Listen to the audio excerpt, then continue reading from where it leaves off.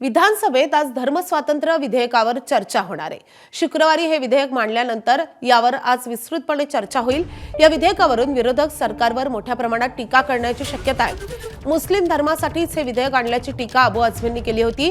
हे विधेयक सभागृहात पास करण्याऐवजी संयुक्त समितीकडे पाठवण्यात यावं अशी मागणी विरोधक करणार आहेत आणि त्यामुळे चर्चेदरम्यान विरोधकांचे आरोप आणि त्यानंतर सत्ताधारी पक्षाची भूमिका नेमकी काय असणार आहे हे पाहणं महत्त्वाचं असेल।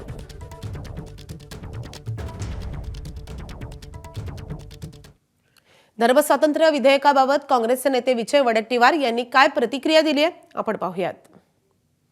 विधेयक काल आता इंट्रोड्यूस झालेला आहे, परवा आता यावर चर्चा होईल, त्यावेळेस आम्ही मांडू।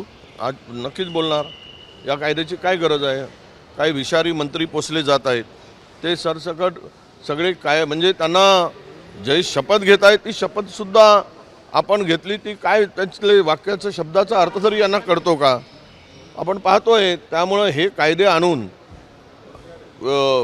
अशा पद्धतीचे दोन धर्मामध्ये तेढ निर्माण करून मताची पोळी शेकण्यासाठी आणलेले हे विधेयक आहे, त्यावर चर्चा होईल।